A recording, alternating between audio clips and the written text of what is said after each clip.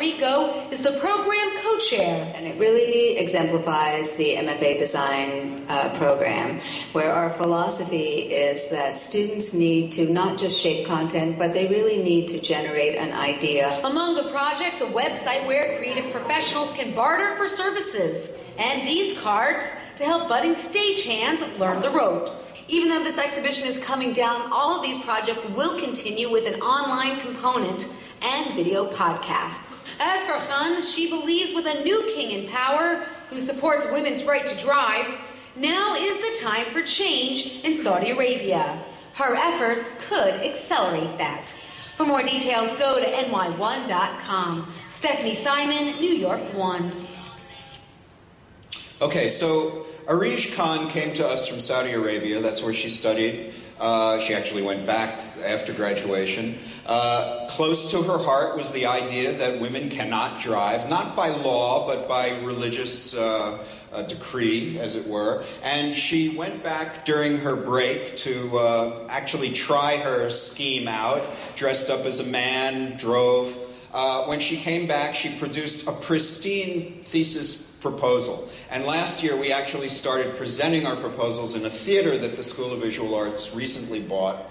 After it came out, she was covered in the Times, on New York 1, and about 4 or 5 other news broadcasts. Her website got thousands of hits, and she's now pursuing that idea. So the notion of doing a product, a designer as entrepreneur product, again, means that it can be social entrepreneurship, cultural entrepreneurship, whatever it is that feels close to you that you can actually prove will work.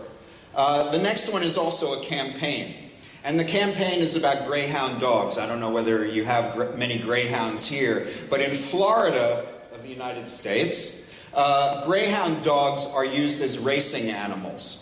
And the woman who did this project felt, the first thing she wanted to do, by the way, were doggy pillows for greyhounds to raise money to help greyhounds out of their plight, which is they get put into a pen very early in their lives, and ultimately they're slaughtered if they don't perform well. The doggy pillows were just too trivial and didn't really work. So she created a campaign that would go throughout Florida and elsewhere in the United States to raise awareness about the greyhound plight, that nearly 10,000 healthy dogs are put into greyhound service a year, that they are in a cage for 22 hours during the day, during the season. There are 10,000 killed every year. And their life, in a dog's life, it's from 1 to 12, sometimes 1 to 15 years. Greyhound is 1 to 3.5 years. Even if you don't care about dogs, you have to have some empathy for this. And she created a campaign that used all the possibilities at her disposal, all the media she could.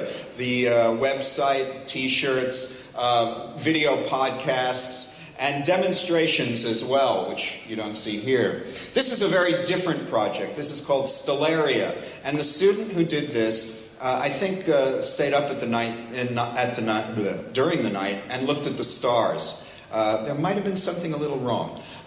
She would hear music from the stars. And what she wanted to do is create a program, an application for the website that would translate your astrological sign into music. I mean, if you believe in how many of you believe in astrology? Good, I'm glad. But this is a really gorgeous project. She had to base it in history, and there were historical precedents for astrological music. Then she had to hire a programmer, because as an entrepreneur, you can't always do everything by yourself, but you can have your finger in all parts of the pie. She hired a programmer to work out algorithms so that each constellation and each astrological star system would be translated into certain kinds of music that were randomly generated. Don't ask me the entire procedure because I don't know. And then she created a website which is really quite beautiful and a means of accessing it and putting in your information so that you would get a piece of music as an MP3. Everybody has to foresee what's going to happen in the future, 4 to 5 years out. So she knew that she would have to have an app for this. She knew that it would have to be able to go on an iPhone, an iPod, a touch, the computer, as well as the old standby CDs. And she based it all on historical influences, as I said before. Our program tends to attract certain people that you would call a little skewed. This project was done by a guy who came into the program, I think he was around 32 years old. He gave up working to come to graduate school. He went back to live with his mother in his mother's basement. No windows, which is where he thought day and night about action figures. So his project was to create a customizable action figure. And he was truly serious about it. It wasn't just some oddball sketching in a sketchbook, but it was somebody who wanted to create a real customizable business using the internet, but also using real hard materials. He came up with the name. We have classes that teach you how to name things, appropriate names, how to ultimately brand them, how to make advertisements for them. His was called Sprue, and I love the logo. It's one of my favorites that the students have done. He found the vendor who would create the molds for the action figures. He developed a very complex system of interconnected pieces that could be changed from model to model. He developed underwear for them. And he created a variety of forms to start with, to launch the product with. He had a little trouble making women, so all you get are men this time around. But then he created the point-of-purchase displays, the packaging, which is highly sophisticated for a market. And we said to him, shouldn't your market have more heavy-handed look, you know, for kids and adults who play with action figures? And he said, there is that market, and it's the majority of the market, but I think, based on the success of vinyl toys, that there will be a market for a more sophisticated package. And he proved it to us by doing a market survey, which we ended up believing. And then he created the advertising as well. And I love the idea, the tagline, "This hobby builds character." And he was quite a character himself. We had a student, half of our student body is international. In fact, this year we have 2 students from Croatia and 1 from Slovenia. We've never had Eastern Europe represented before, and we're really happy and hope we can have more.